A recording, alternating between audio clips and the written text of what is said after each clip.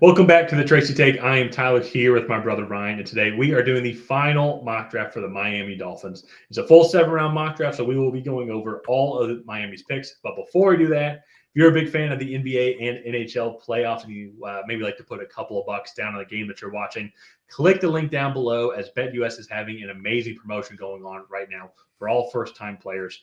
You will get a 125% match for your first 3 deposits. It's one of the best deals I think that I've heard from some of these betting sites as well. So take full advantage of the promotion, especially too with the NBA and NHL playoffs, and actually the Masters as well is coming up this weekend as of the recording of this video.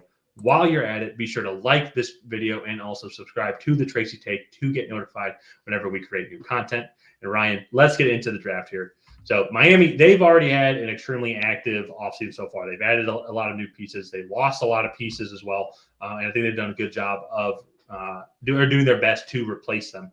I think one of the areas where they need to probably still go and address is going to be at secondary as well. They've moved on from Xavier Howard. Deshaun Elliott has also moved on. They did sign Kendall Fuller and Jordan Poyer. Jordan Poyer's in his 30s. Kendall Fuller, I think, is in his last year in his 20s. So still young, but maybe just on the other side of prime, so to say. But in general, though, I think with how this team is constructed as of right now, they're going to be in a lot of track meets. So you're going to want this active, fit secondary that can keep up with these receivers, especially if it gets into a passing shootout. A guy like Terrion Arnold as well, coming from Alabama. Him and Kool-Aid McKinstry had a great chemistry, and he developed a lot during his time at Alabama. I think he would fit well into this Miami system. But even if it's not Terrion Arnold, I think any of the corners that were taken next, such as Kool-Aid McKinstry, Nate Wiggins, or if they wanted, they missed out on Quinton Mitchell, who was taken 15th overall. I think secondary is an option that they go. They potentially could go center. JPJ falls one more spot.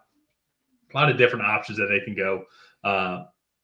Also potentially receiver. What do you think of the Terrion Arnold pick here? And also, what are some other potential strategies you think Miami might make when it comes to this first round pick?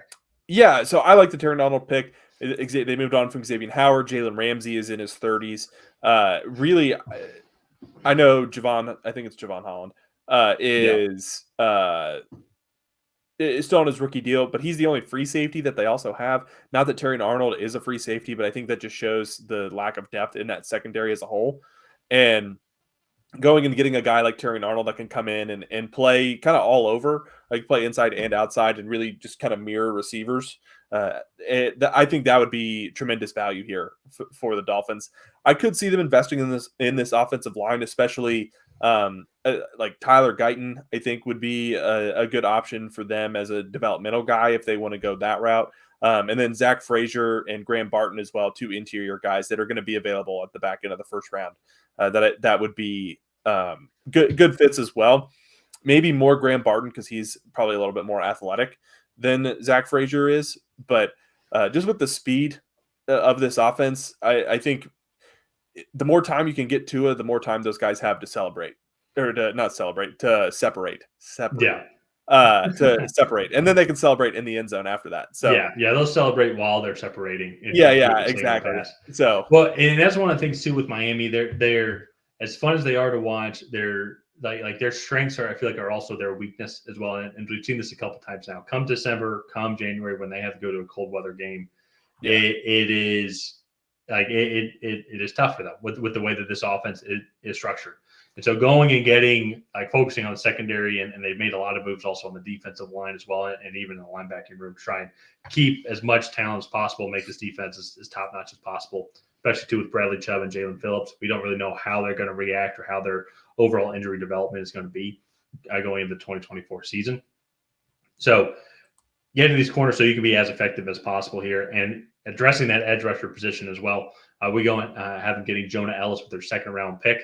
I know they have edge rushers. They even got Shaq Barrett as well from Tampa Bay in free agency.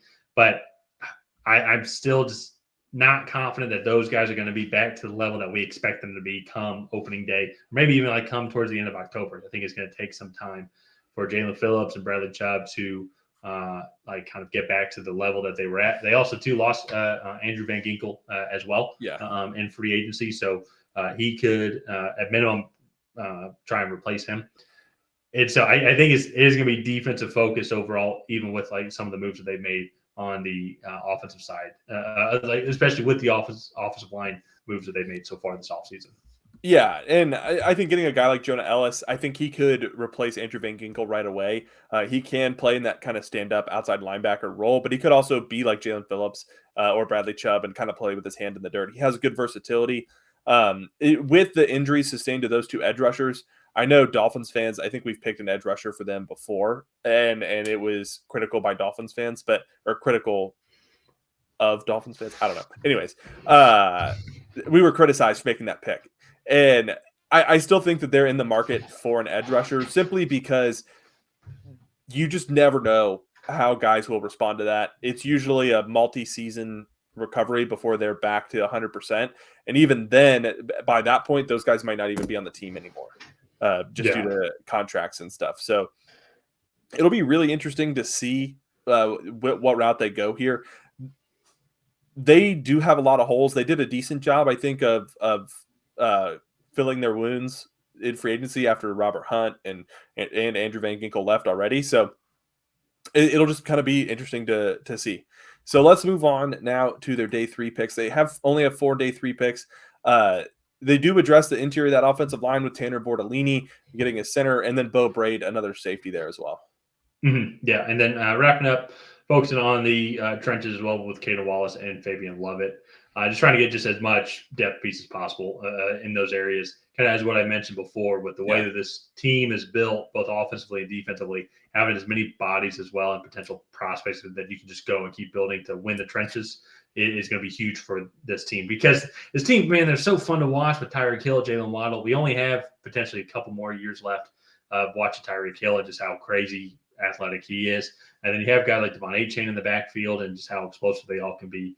Come September, October, I think they're one of the toughest teams to beat. But it's as you get into November, Thanksgiving, actually like Jalen Phillips tore his Achilles on Black Friday, and then come December, they really struggled and kind of fell down a little bit, losing to Buffalo a couple times, then losing to Baltimore. Not a couple times. Was it a couple times? I'm trying to remember exactly. Yeah, I know they lost them in week 18, but I'm trying to remember what their schedule was like when they played Buffalo again. But still, lost to Baltimore, lost to Buffalo. They got the snot beat out of them in like week 3 or 4 in Buffalo. So that's what it was. Okay. But still, it just struggled down the stretch. And at the end of the day, they're going to have to try and figure out a way to get home field advantage. They're going to have to win as many games as possible early on and then hope that there's not too many tie-breaking issues that they have to deal with. Yeah, so let's go ahead and wrap up this Dolphins 7-round mock draft. If you have not already, please go ahead and like and subscribe. Leave a comment down below on what you thought of this Dolphins 7-round mock draft. Did you love it? Did you hate it? What would you have done differently? And on that, we'll see you guys next time.